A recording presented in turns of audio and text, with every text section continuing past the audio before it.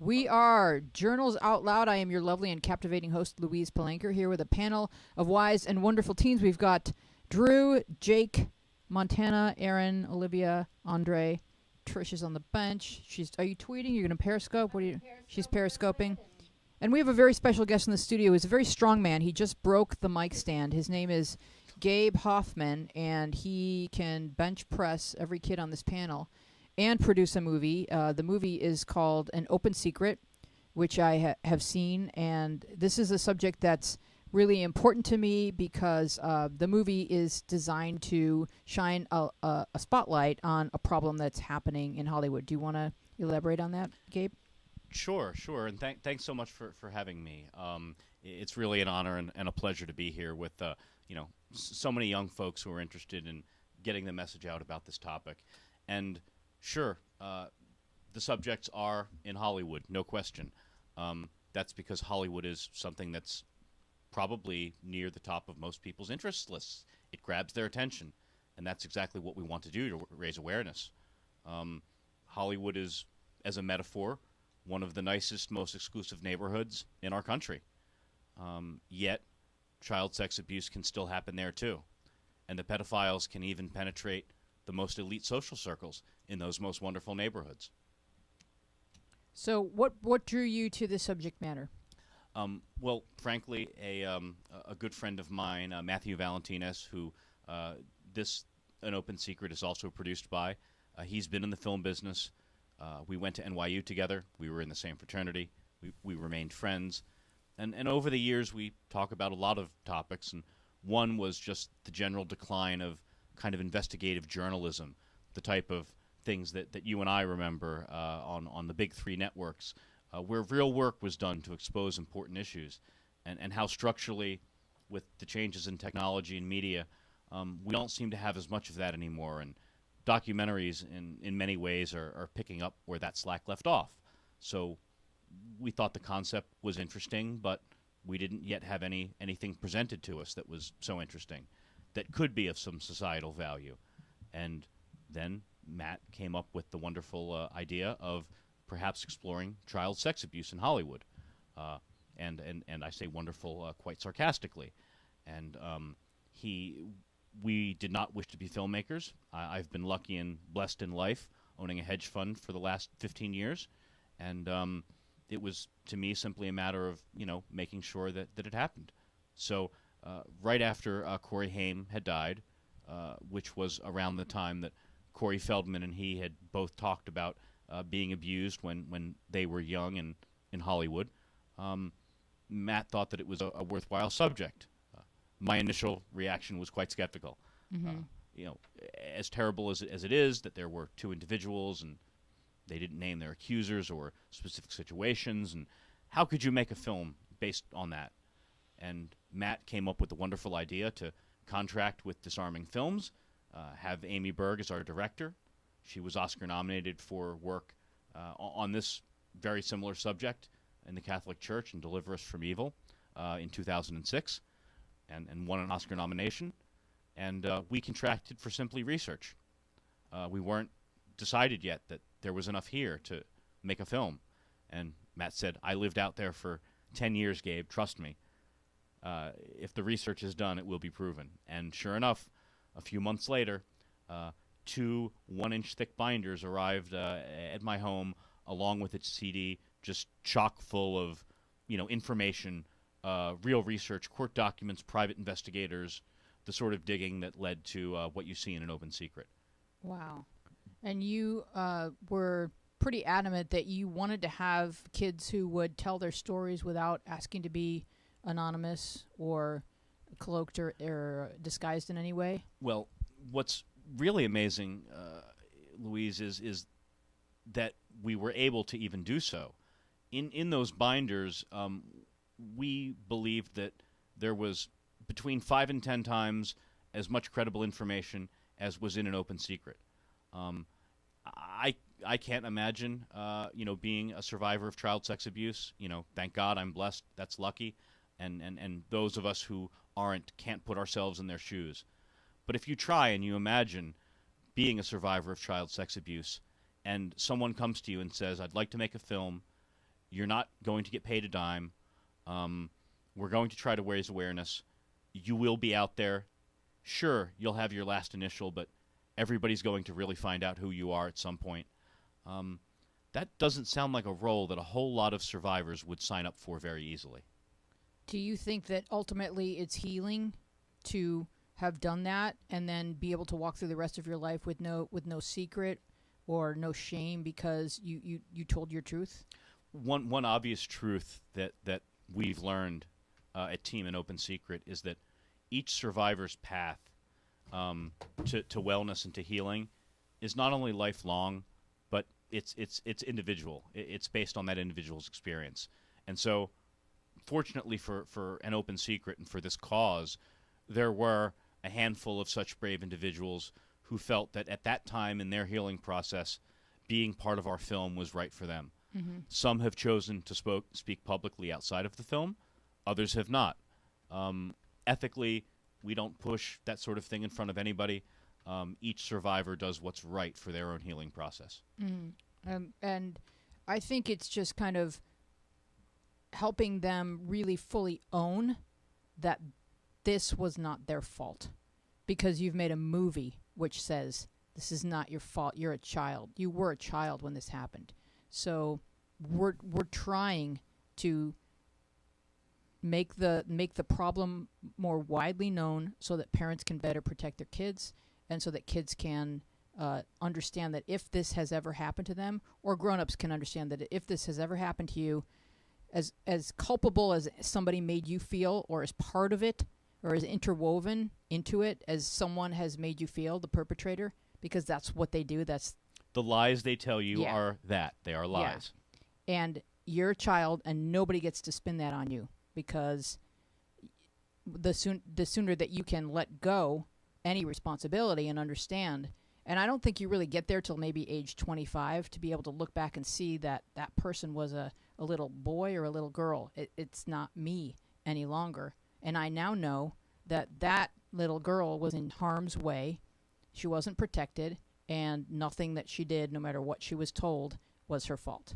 And not only does that message get out to survivors of past child sex abuse situations, but that message gets out to current victims of child sex abuse. And we have learned now through real-world experiences that high-profile cases and discussion of child sex abuse leads to an increase in reporting.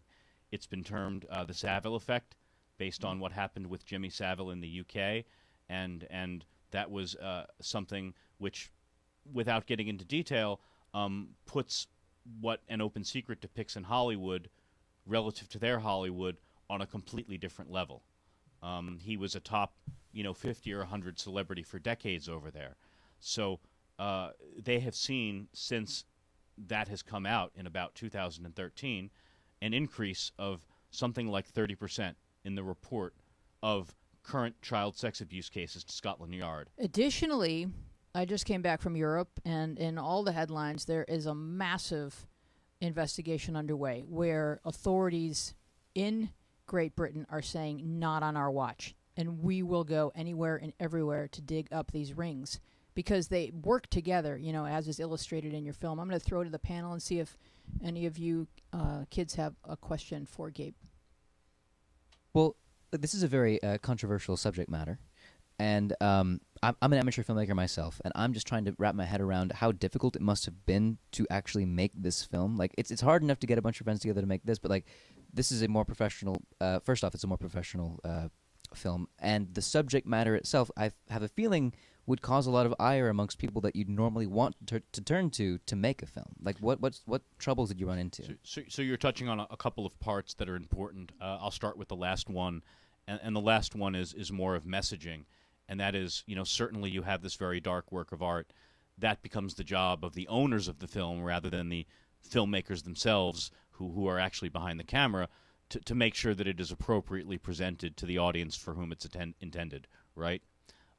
In terms of the making of the film, especially in a matter like this, where you're not looking to make money, where every dime, if there were any profits, go to the Courage to Act Foundation at www.couragetoactfoundation.org. org. If you're guided by your ethics and your principles, and you trust in them, then you should be able to navigate those choppy waters, no matter how difficult of a topic you try to tackle. It's be hard to think of a more difficult topic than this one, right? Right, but it does present an ironic conundrum in that you would seek the support of Hollywood, and yet people may be frightened to be vocally and publicly in your corner because of these circles or these rings of people that have either perpetrated these acts or allowed them on their lot, if you will. So there must be people walking around who, in other words, let me just rephrase it. The name of the movie is An Open Secret. If it's so open, why have children not been better protected? What are the factors in play here? Sure. Well, I think that we've clearly seen a rise in general awareness. We've clearly learned so much more through just technology and transparency that I think when the history books are written and we're all long gone, is An Open Secret going to be mentioned? Absolutely not. But in some large high school kind of textbook, only in the beginning of the 21st century, when there's a chapter written about social change, will they start saying that in the beginning of that first decade, did the human race start to come to grips with the scourge that is child sex abuse, and that this is only the beginning, not an end. So it is the tip of the iceberg, right? I mean, we all as a society or as a human race, we love and protect children first. It's instinctive. But are there things we love more than protecting children that get in the way or that blind people and cause people to suspend their disbelief and send children into harm's way? And is that personified in Hollywood? Or just so simply put, you're getting to the concept of culpability. And our task in An Open Secret was searching for the truth, and that means finding pedophiles. We found our pedophiles. We found one, as you know, who was not heretofore known before to be a pedophile. We won't discuss his name. It's a bit of a spoiler, but it's been out there. We weren't looking to go and find out who the many hundreds or thousands or more could be culpable, could have seen an unsafe situation with open drugs and alcohol at a party, and didn't walk outside and make that phone call to the police. So to your point, absolutely there are pedophiles, but there are so many additional people with whom those pedophiles interact in some way in life, not knowing that they're pedophiles, that could have seen a signal or could have made a phone call to report an unsafe situation that would have eventually led to their discovery much sooner. Mm-hmm. And the movie will just accelerate that awareness. There are clearly, especially that one individual in the film, perhaps you have, a number of folks have mentioned that they sort of looked back in their memory over the film and remembered some of the things that individual was saying before he was revealed to be a bad guy, and saying, I should have picked up on that. That was a little bit of a strange or odd thing to say. I picked up on that guy immediately because Well, you're an expert, of course. Well, see, I started as a page, and I worked on a lot of Norman Lear sitcoms where there were a lot of kids. And I was just a little bit older than the kids. And you would start to hear things about certain managers. And, and I was too young to really know how widespread it was or what this meant. I would just go, really? Because, you would just hear that this kid's father is messing with kids, or, you would just hear things on the lot. And I don't feel like I was in a position to go to police, so I guess everybody else that works in those situations and hears rumors feels the same as me. Like, because it's just innuendo. It's somebody else's job. Instead, it's everybody's job. Yeah, it's everybody's job. So along those lines, like when you organize a neighborhood watch, you get together and the police come over and they say, all right, you guys are a team. If you see a truck in your neighbor's driveway, you don't just say, oh, I guess they're moving. You say, I think Jan would have told me if she was moving. And so the movie will, and then And it shouldn't be parked there Yeah, at yeah, 11 yeah. o'clock on a Monday night, and right? it's along the lines of the if you see something, say something campaign. So once you make it sort of just public awareness that you don't drink and drive, you don't argue in front of your kids, you don't let a moving van pull into your neighbor's driveway, and you don't just hear about child sexual abuse without saying something to the next person, or even calling the police.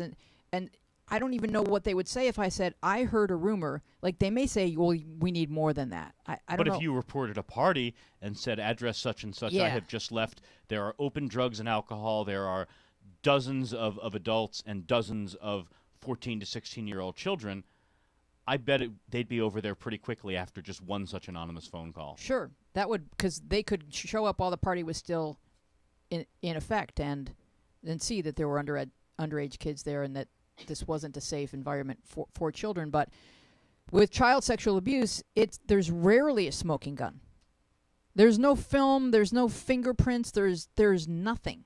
And these are difficult cases for my husband is a sex crimes prosecutor, so I know that unless you have a child that's willing to tell the truth, there's often nothing. And that's a good part of an Open Secrets overall message. And Evan particularly personifies it. As we know, the legal system let him down, and there's no question that his predator, who was convicted, should have received a much longer sentence. Evan's point to without speaking for him, but as he says in the film, is more toward victims, current victims of current sexual abuse, to say, look, the system let me down. I did this for me. I did this to get out of an abuse situation. That is what Evan directly says in the film, which is personified, I think, by its tagline: "Be courageous, report it, life gets better." Right. And that life gets better is universal. It doesn't matter whether it's through the legal system or otherwise, whether it's been 30 years and it's too late.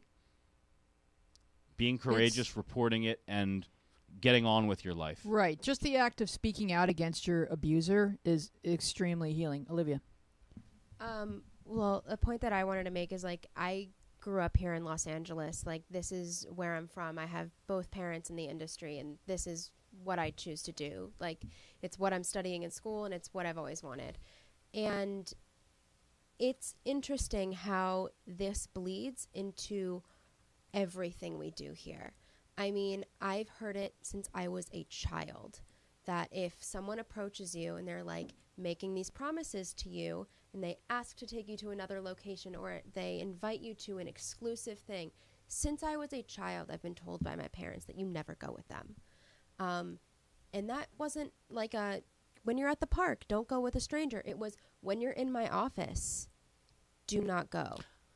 And I think that's it's amazing. Unfortunately, 99+ % of the children looking to make it in Hollywood are not as fortunate as you to have two parents in the industry who could give them such specific instruction. Yeah, and it was fascinating for me going then to a performing arts school with a bunch of kids who did not have parents. It was a public school, and, you know, you get kids from all walks of life, and they were approached because we were all very talented, and I can say that about my fellow classmates from high school. They were extremely talented, and they would be approached by managers or agents or people who could get them places and would promise them all sorts of things. And there are companies that I don't even think I can mention, but that we have all consumed media from, who would approach these children, literal children, and show them this glitz and glamour,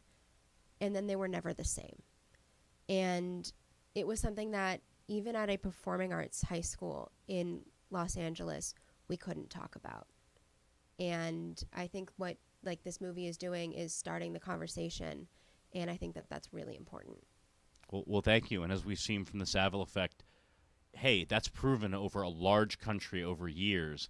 That's real scientific data that we know conversation leads to results. And in fact, conversation is probably the first place to start in terms of making the changes that lead to the results. So why at your performing arts school is this not discussed? Are kids not made aware that this is a potentially dangerous situation?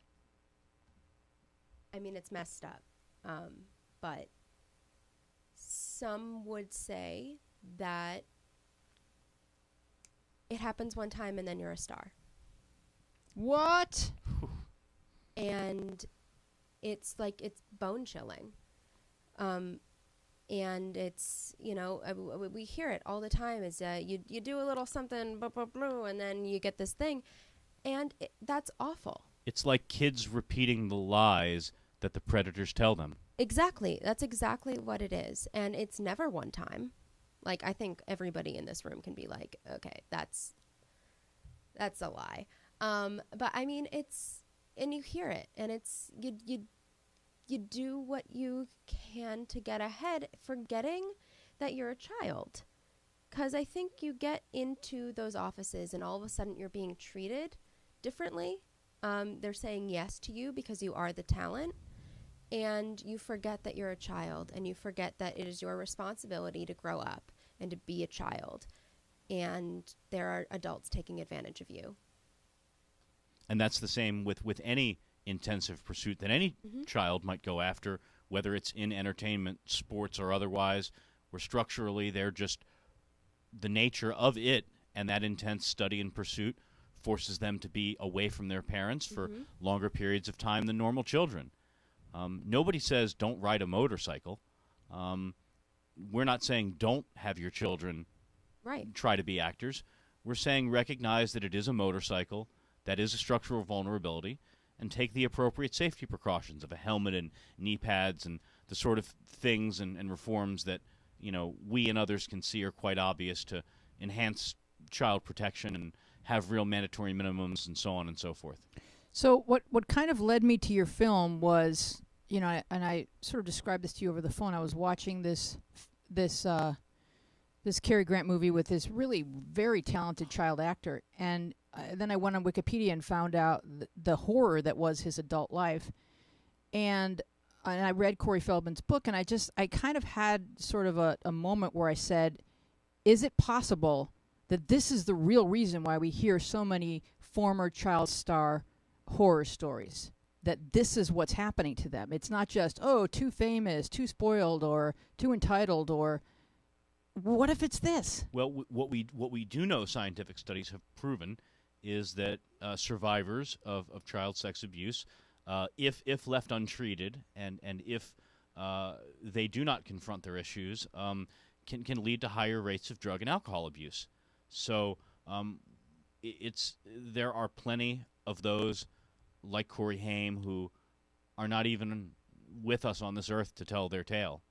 I feel like you there's don't a know lot. how many other voices like his have been silenced in a similar manner, unfortunately. And I have to say, probably more so boys, because it's if the boy is straight, it's a stigma Sure. that their first sexual act was a homosexual act. If they're inclined to be straight, they'll take that secret to their grave. There's a double shame. Yeah. And so, it's especially chilling to think of a boy or a man you love holding on to this secret and never feeling like they're ever going to overcome it. And it's this shadow or this cloud that nobody else can figure out what's with this guy. You know, he's got everything going for him. And we all know people like that. And what if they're holding on to this secret? So that's why, I want all kids watching the show to understand that this isn't just about kids in show business. It's about you. If it's happened to you or if it's happened to someone you know. Montana. How did you go about researching this topic? Because you said that 2 months into the thing you got a binder full of things, but sorry. Sure. So Disarming Films did the research as the film company. The greater point there was that Matt and I were not looking to be owners of a film, filmmakers, producers, whatever. We saw a topic that appeared interesting and should be researched, and it was only upon seeing how compelling that research is, which is displayed in an open secret, that if you were sitting at my desk and you saw that research 3 years ago, any reasonable human being would do the same thing and write the check. Yeah. Wow. Andre? Have you been threatened by any of the predators, and have any of the people included in the film been contacted by their former predators saying that you've done a very bad thing, as they promised? You have a bookshelf here. I'm going to knock on wood, and and politely decline to answer your question. Clearly, we want any discussion of an open secret as much as possible to be about the important topic at hand, rather than sort of side issues. And while there's been some tabloidy things maybe a year ago, I think we've been successful at moving the conversation away. Thankfully, we haven't had any reasons like the one you mentioned that would change the conversation, and we hope it stays that way. At the end of the day, somebody has to make a stand, and you all are making a stand by being here and watching the film and being and becoming advocates. Hypothetically, if threats were made, would you continue to pursue with opening this film? Oh, absolutely, without a doubt. That's brave. That's really brave. What throughout history and In fact, that's probably the worst thing that one of those people could ever do. Because that would only encourage people to come see the film. interesting. What happened? What are some of the negative consequences that happen initially when a former victim steps forward? Well, Evan would certainly, be best to tell you about specifics because obviously he is a survivor and has gone through it. What I would say is that even friends of mine whom I've known for a long time, after seeing the film have, and we may not be best of friends at all, but we keep in touch over the years.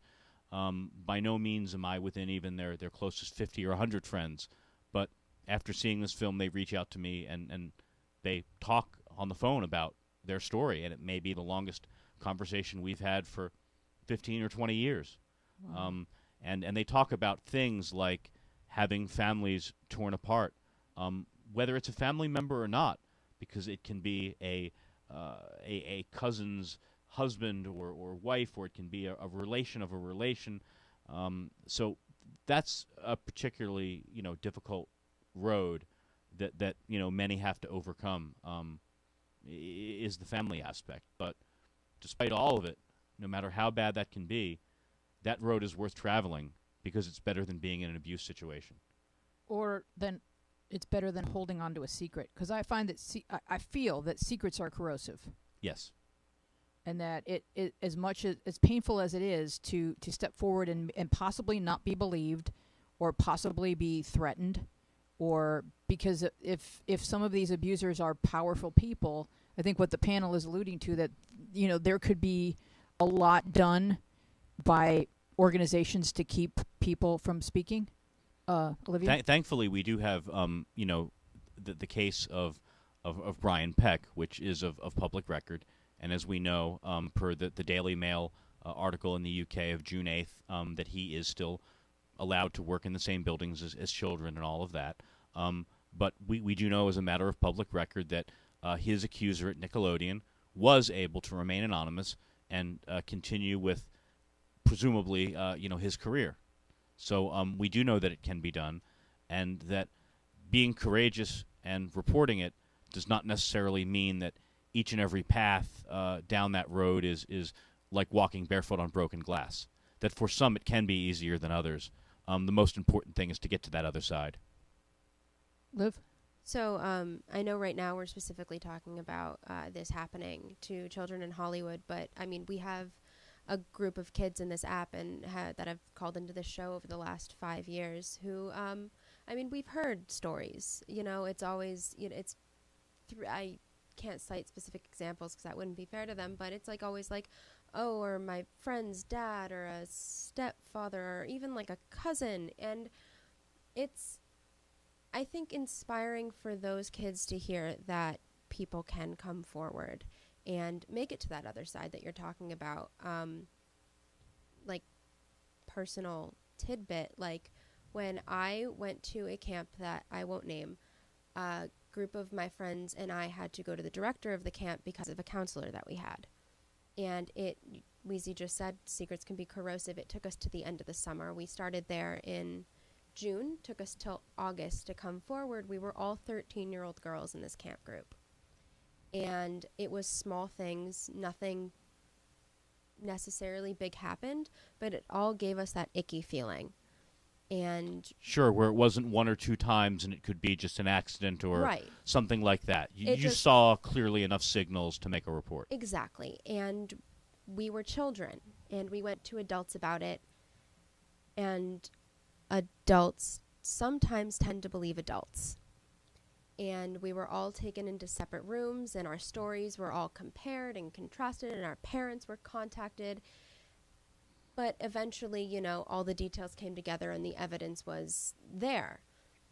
But I think it's important that, like, you know, we hear about adults coming forward later in life about abuse that happened to them.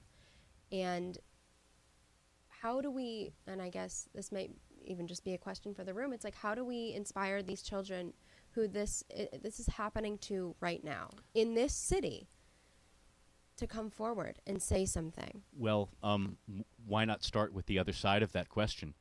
Have you ever heard from a survivor of child sex abuse who says, gosh, I wish I would have waited until later to talk about this? No, I was looking for a question in the app that came in the last few days. Maybe someone can scroll through Ask Weezy and find it. But it is from a girl whose uncle is staying with them, and he's been very inappropriate with her and touching her inappropriately, tickling her inappropriately, and then sitting and watching a movie with her and her littler sister and asking how far she's gone with a boy. Questions that are none of his business. And these are some of the red flags. And the film does a really good job of outlining, you know, the whole grooming process. And I thought maybe we could talk a little bit about the grooming process, because I know that kids want and deserve mentors in their lives, and that parents want and deserve mentors for their children that would be, you know, a great influence. But, you know, the fear is, oh, why is this person showing so much interest in my child? So something that could be like incredibly good could also be horribly bad. And how do parents and kids recognize the difference? Through education and discussion. But what are some so that everyone is halfway as good as you are at figuring out that one individual was a bad guy that early in the film. If everyone can develop that skill set through analysis and thought, and we believe they can through discussion of the issue, we can all get to a more sophisticated place when it comes to being able to identify those signs, being able to see the case that you mentioned. It sounds like the guy is already crossed the median. He's already on the wrong side of the street. Right, but she hasn't yet told her parents. He just hasn't killed anybody, but he's on the wrong side of the street. Before she's told her parents, she's writing to me. And so somehow kids feel like, oh, this is my problem. I have to solve this internally. I can't talk about it. It's personal. I got this. And they think they have it, but they don't. And to understand that parents are not the only option. Right. Law enforcement is not the only option.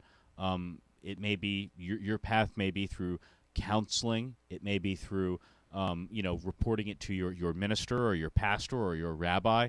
There are all a plethora of authority figures and organizations out there to get out of that abuse situation. But as Evan is describing sort of the steps of how he was groomed, you know, and it starts with, like, I think the first time they went for a drive in the car, the guy is saying inappropriately sexual jokes to a little kid. Yeah, Evan wasn't groomed. He was, and that's the point, is that it is not your fault.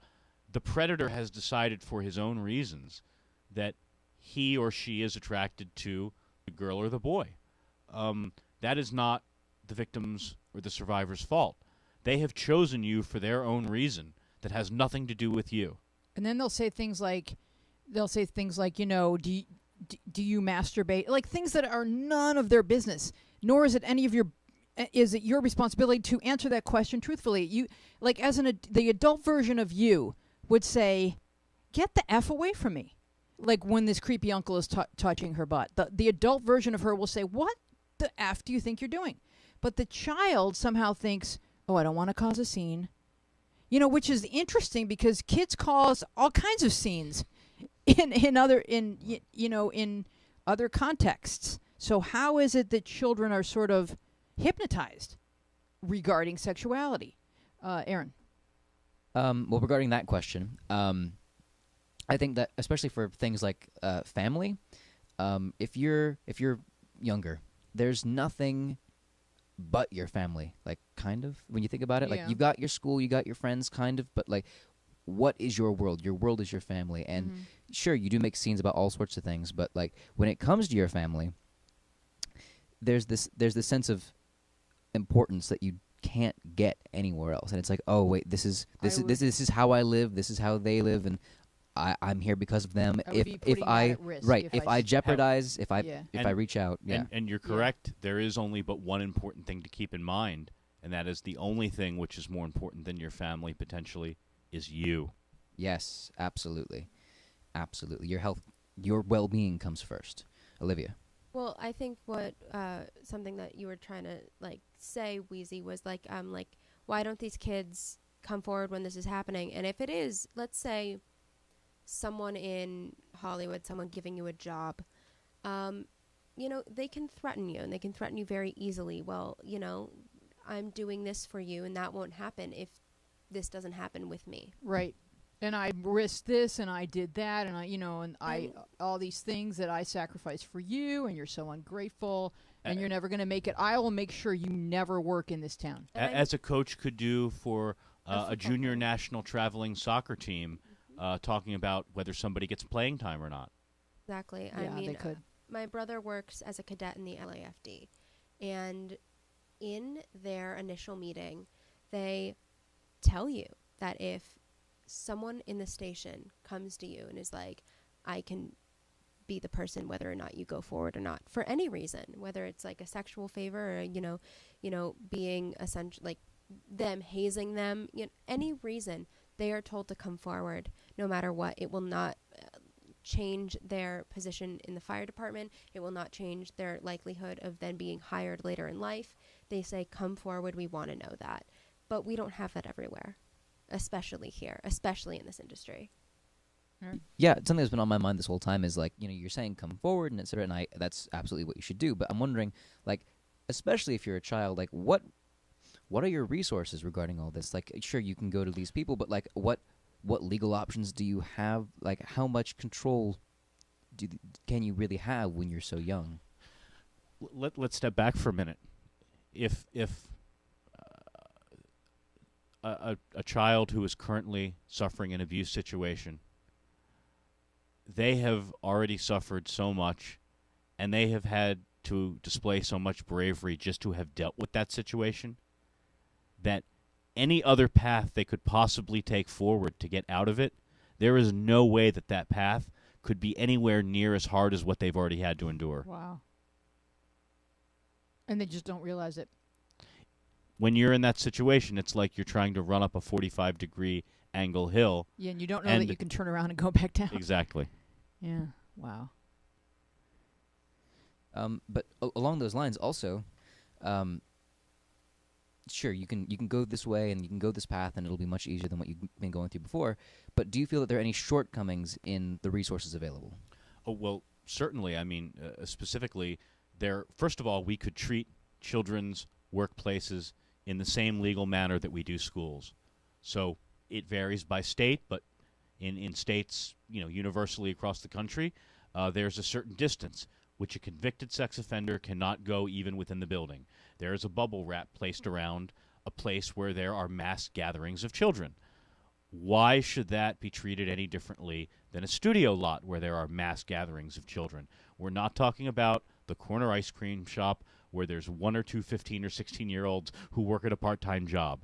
We're talking about places where there are hundreds and hundreds of kids around all the time. So there are some very common sense things. One point, to get back to that you'd made, Wheezy, that there are really three options out there.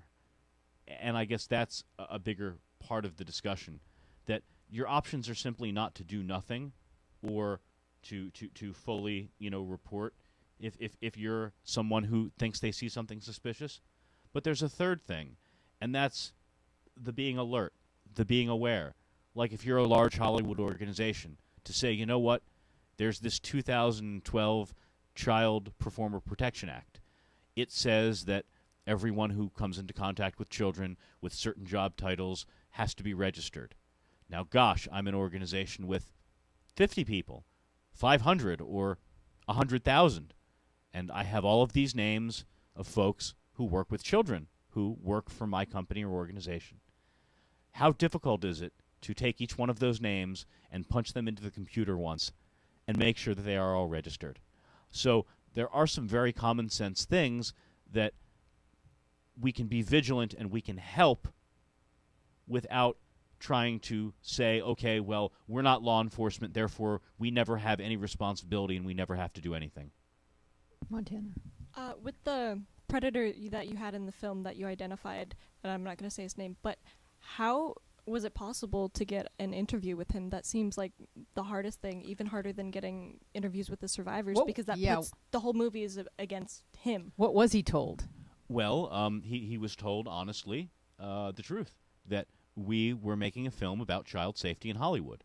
And that individual obviously happened to be an individual of high prominence who had successfully hidden his pedophilia from, the general public for decades and decades. So clearly that individual was very confident, and he really felt that is what we were coming to him for. It was a film about, child sex abuse and how to better protect children. So, of course, he should be the authority figure about that. Little did he know that research showed that he was actually a target and that the research proved correct. And you knew that before you sat down to do the interview? Well, I didn't, of course, shoot the interview. Amy Berg did. Amy did. But yes, it was known to all of us that there were multiple accusers of that individual out there, at least one of which was willing to be on film. And called him. And we knew that, yes. And then so when that phone call happened, at that point we knew we had him, and it was only a matter of just doing the interview with him to allow that pedophile to sort of further bury himself, which they tend to do whenever you give them the opportunity to talk. They tend to... If you listen carefully they try enough. to normalize it. Right. That's their go-to position. Did you feel that you got... I mean, you're obviously an expert on the subject, but for the average person, do you feel that the film did its job in communicating just some of the different ways that these predators can justify or their actions or insights into their thought mechanisms? Yes, because what you want to do is you want to create a piece of work that asks the audience to do some of their own work, because then the audience is more proud of the work they've done and putting it all together and saying, oh my gosh, and especially when Evan recorded his abuser, the way that guy attempted to communicate to Evan how what had happened was exactly what's supposed to happen is so twisted. And and obviously he's been spinning sort of that line of logic for a while, and so Evan's just going, okay, but the audience gets to go, this is so effed up. He's telling like a 20-year-old that's I don't want to, I want people to have the experience of viewing the film, and you have to ask the audience to do some of the work. You have to, because then they're your partner. Or in the case of the other individual who, describes falling into it by accident, or tries to indicate that somehow it's not a sexual thing for the predator, or the individual to whom you're referring. I found it interesting that he made the analogy to animals in the animal kingdom. That's the part I'm talking about. So, and let's give animals more credit, like I mean, the list of regulations which I have been told exist for handling animals in Hollywood is incredibly long. It's and insane. compared ahead to of children. Yes, exactly. I mean, well, the point I was going to make is going back for a second about, why I work for a big company that in my building houses a network specifically for children. And on Monday last Monday we had a casting call. And I walked down into the lobby where there were easily 200 children under the age of 9. Oh my gosh. And I was with one of my fellow employees, and he made the comment, wow, this would be a pedophile's dream. Oh gosh. And I had the thought for a second, I wasn't criminally background checked. How do they know I'm not a pedophile? And then I thought, well, if they didn't do that for me, did they do that for anybody else in this building? And did that extend to the security guards? And I'm just sitting there in a room where I had been a camp counselor before and I had been a babysitter, and all of a sudden I wanted to protect all of these children and I couldn't. And I didn't know who to contact to even make sure that they weren't in danger. And then I just realized it's my lunch hour. I have to go to lunch, and if I don't eat right now, I'm not going to. And then, now we're having this topic discussion being talked about, and I'm like, why didn't I go? Because I know where the head of the company's office is, and I could knock on that door, and I didn't. So it's amazing that we don't have those regulations in place yet. If you want an animal on set, we just had a shoot with dogs on set for an hour, and they had 3 handlers who have all been checked out by the ASPCA and groups of that nature. I heard you're not even allowed to pet the dog without permission first. You can't. You literally, and so they were running around the office, but they also needed water every 15 minutes, and it was insane what we had to do just to keep those dogs safe. But there were per their regulations, right? Kids in the lobby that people are walking in and out of constantly, and they are kids. They are kids, and they're there with their little stage parent and their momagers, and who knows. And everybody wants the same thing. They want success. So Seriously. if there's some sort of edge to be gained by going with this guy over here, and the animal knows better than to go with that guy, it'd be, it's so insane.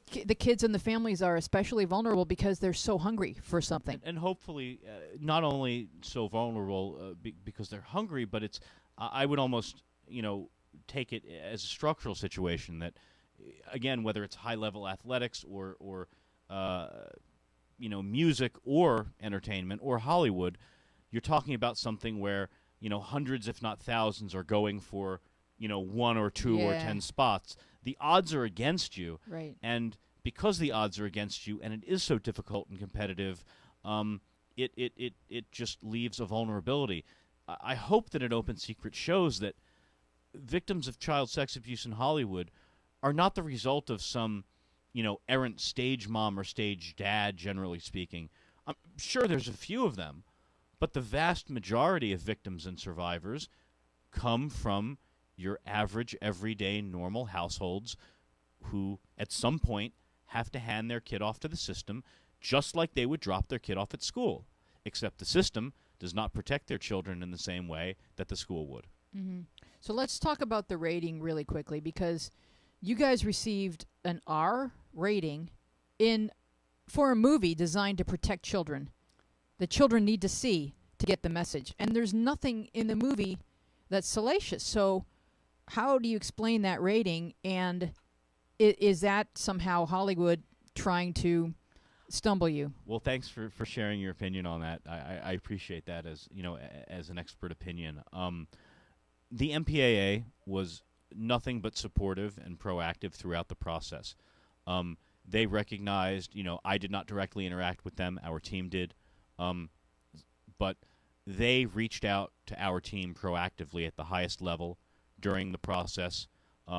It was a difficult film to rate. Mm-hmm. We are an independent distribution. We are not some large studio. Right. And when you have difficult and complex topics, and you don't have the flexibility that the big guys do to just push things out further on the calendar because the discussion is more complex, sometimes you have to just go with a certain easy stamp. With that said, we don't think that stamp R rating is appropriate for the film, and we've had the opportunity to have more time and to have expert film critics review the film. And as you can see in our nice, respectful letter that I wrote to the MPAA that we're simply saying we've got some more information and data.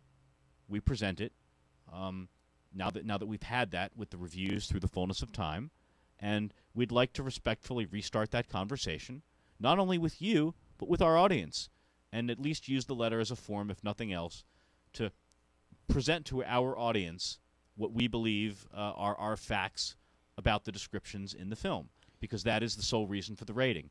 You can't rate a film based on emotion. You can rate it based on descriptions. And nearly all of the time, every description that is in there, and there are not many, say doing it or it. So we respectfully disagreed, and we're just looking to, restart that conversation again. But here's the real question I'd ask you, Wheezy. Okay. So if one is sitting in the MPAA's shoes, one might say, gosh, if I rate this film PG-13, isn't there a risk now?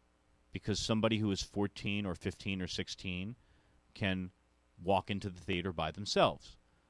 So what I would hypothetically ask, I've not had the privilege of having this conversation directly with them yet, but what I would ask is, who is that who would go? Are these hordes of teenagers who are going to flock in there because it's some gory action flick that a couple scenes got snipped out of?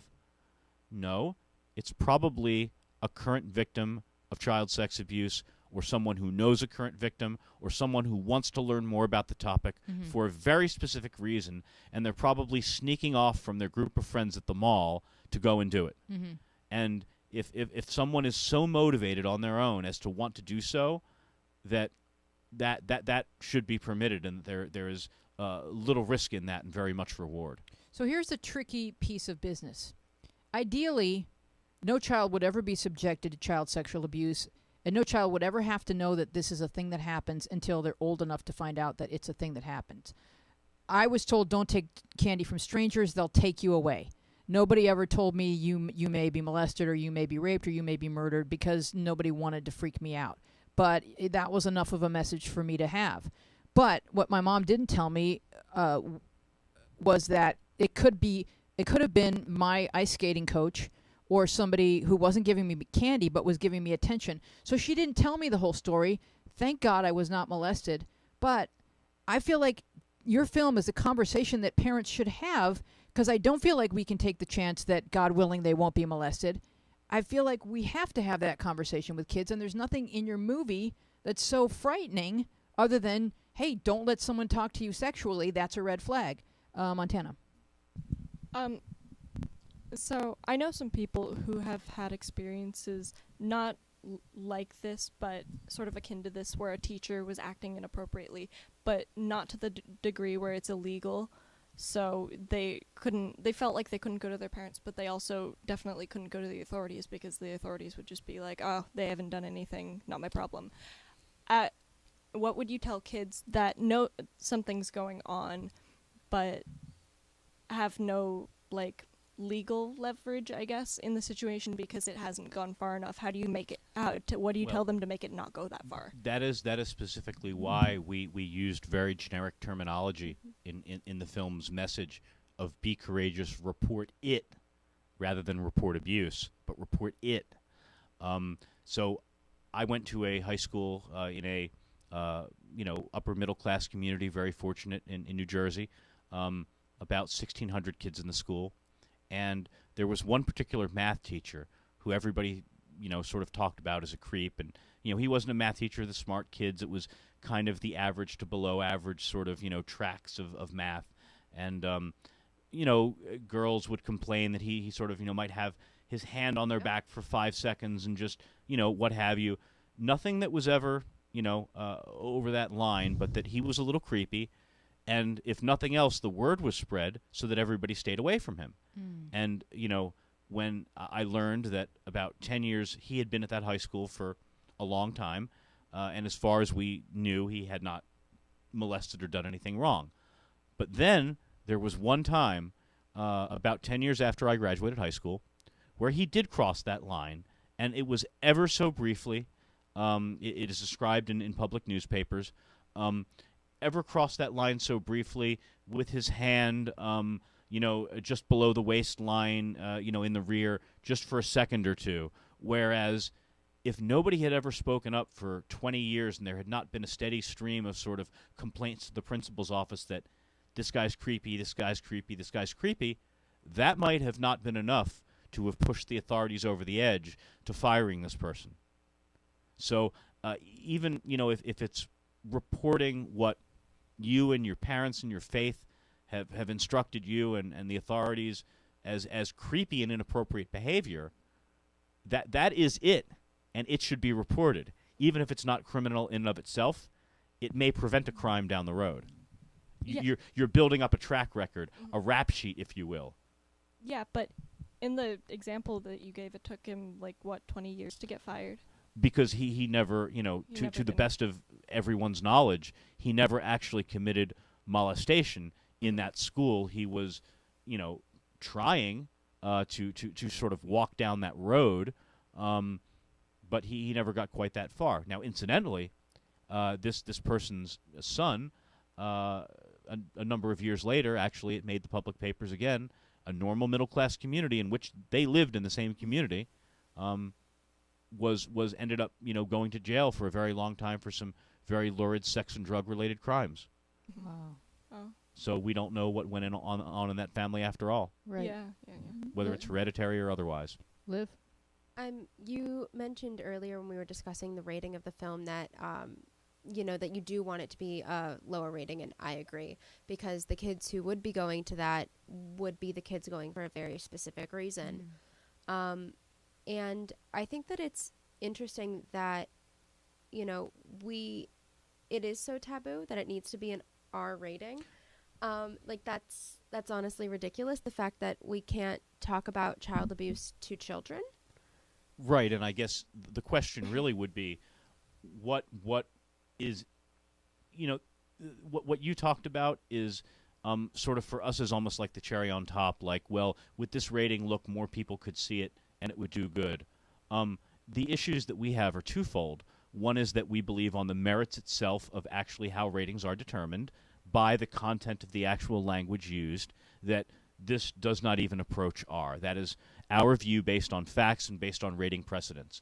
But then on top of that, you have to add the fact that, let's face it, many communities across America are much more socially conservative than Southern California. And there are many people and places in the country who, if a film is rated R, they will not read about it, they will not even consider it, they will not even think about wanting to go to see it, no matter how good or how the topic may be, because it will conjure up an image in their mind of crazy, gratuitous, ugly things which are not even remotely present in an open secret. So not only do we feel that it's potentially additive in a very important way to a very potentially small number of teens on a relative basis, but that the R rating really keeps millions and millions of potential folks who probably would see the film from ever even considering doing so. Even when the film is on TV or on pay-per-view, there are parents that have the protections in place so that children wouldn't even be able to access the film. Or that they don't even, such films don't even appear on the menu for the parents themselves. Wow. Right? Because you can do that notification where it's just, you cross out everything on the list that's above a certain rating because you've decided as a matter of faith that you just don't want to watch things that are R-rated because of what they are. Aaron? Yeah, I was thinking, a theatrical release is really great for publicity, but I'm wondering, to get the message out, which is really important, are alternative methods of release perhaps? We will be around the world, and we will be on demand, and we will be on DVD, in the right time and the right place. Fantastic. What is important, for now is hopefully that, folks understand the message, the cause, and are willing to come to the theater. And, it's not a fun action movie. There is an overall positive message. Sure, in some ways it may be like taking your broccoli or eating your broccoli, but that's good to do once in a while too. And we think this is pretty good broccoli. Yeah. I didn't find it to be like broccoli at all because because it was kind of thrilling the way Evan went after his his abuser, it's kind of gripping. It's really, really a great movie, and it's not dull or dry or anything because we all have been children, and we all know children, and everyone can relate. It's very human drama in real life that's happening. Andre, did you want to say something? Actually, earlier I was gonna ask, why do so many people take abuse of the competitive system, like in athletics or in Hollywood? What drives them to become these abusers? Well, you have. I guess what you have is you have certain systems that have vulnerabilities, just like riding a motorcycle is a vulnerability, and predators who have that attraction for children look to become part of systems where those vulnerabilities exist, and the unifying themes which tie those different pursuits together are long odds, high competition, high amount of time spent away from your parents. There's nothing wrong with such a pursuit. It's just that you have to be careful and wear a helmet and wear your knee pads and not drive in the rain and so on and so forth. But there's an appropriate list of precautions which are similar for each and every one of those pursuits. But Andre's asking a really big question, which is what causes a sexual attraction to children who are non-sexual people? And I've been asking that question for a long time. That's way above my pay grade. Yeah. And so all we know how to do right now is to keep our children away from such people, but I wish that science would look into this because I bet that it could be prevented if it were caught early enough so that nobody has to grow up and be sexually attracted to children, since it's such poisonous behavior on the part of both parties. So is there anything that you would like to say in closing? Sure. I hope that it's not a topic which has come up on this podcast, but it is an important one, is that just because the sex of the individuals portrayed in the film happens to be male, as well as their abusers, that's just simply, again, having these two large binders of evidence and trying to say, wait a minute, are you actually willing to come on camera and do this? And just a very small percentage of those folks who've already suffered so terribly having the courage to do so. It's like flipping the coin 5 times and it lands on heads 5 times in a row. And we've made very clear that being born gay or choosing to be gay, whatever that may be, has absolutely nothing to do with this terrible crime against children of child sex abuse. That those two concepts are as separate can be, and that child sex abuse has nothing to do with sex or sexuality. Very well said. All right, go see An Open Secret, and thank you, Gabe Hoffman, for being our guest on the show. Thank you so much, Wheezy. It's been a pleasure. Oh, we were going to play the trailer. We'll close with the trailer. How about that? Since we have no theme music because we just changed the name of our show, we'll close with the trailer, and here it is.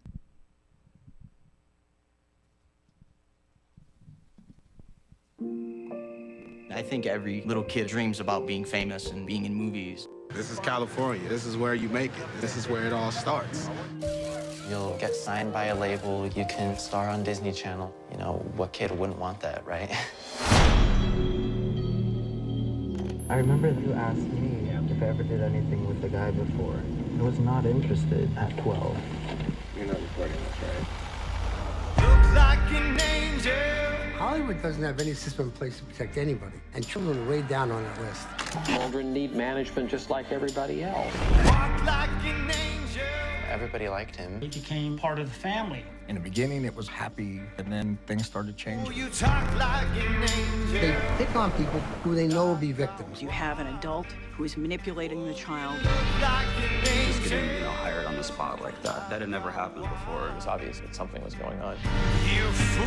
The party made me feel uncomfortable. There were lots of drugs available, and there were young teenage boys. I remember being scared. He just told me this is what you have to do. A number of boys told me to point the gun at them just like that. He said, "Do you not understand the power I have?" You're the devil in disguise. I remember sitting in my room and crying my eyes out. He said, "What would you do? That happened to me." A lot of investors completely denied that anything was going on. Clearly, the studio didn't want an investigation. I hated when you tried to have me sleep in your bed and touch me. I don't know anything about that. will always be a steady stream of kids who want to be famous. We're absolutely talking about the tip of an iceberg. It wasn't uncommon, let's put it that way.